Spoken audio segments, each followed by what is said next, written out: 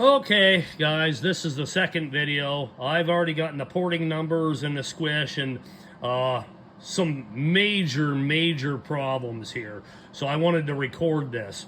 I'm gonna check the squish. Of course, getting things to focus and all that. So there's a piece of solder.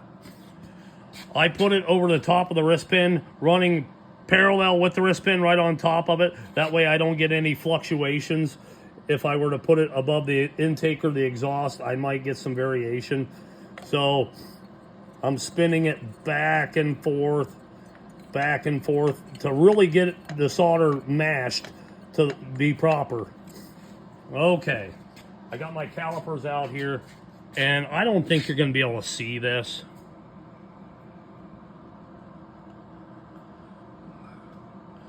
There we go.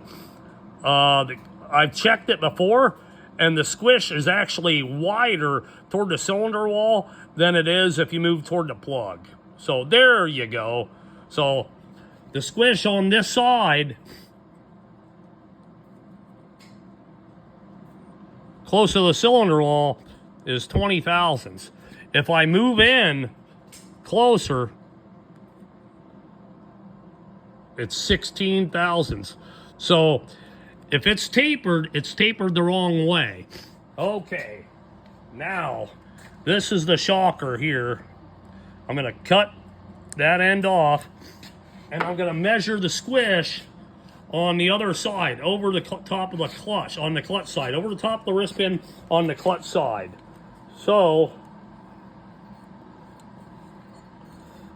oh, I can tell just by turning it.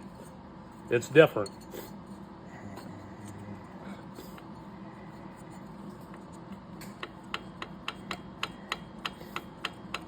Okay, get it out of there.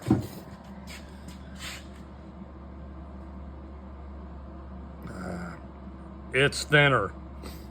Let me check this real quick.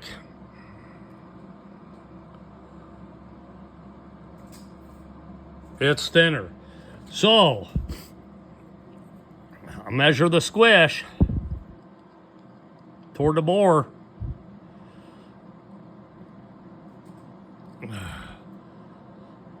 Look at that.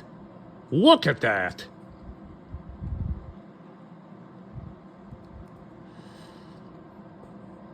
Look at that. That is a huge no-no. Yeah, you cannot have squish varying 8 thousandths across the side. So whoever machined this did not do a proper job. That is the biggest bunch of horse shit I've ever seen. Now, I'm going to cover something up here.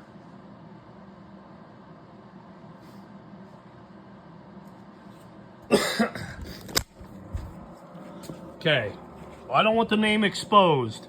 So, on the clutch side, I checked the squish, and it ranged anywhere from 20 thousandths out next to the bore to 17 thousandths when you move toward the spark plug.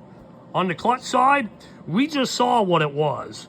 So it's 8, 9, 10 thousandths different. The cylinder was dropped. There's your porting numbers. I will reveal more about this stuff later.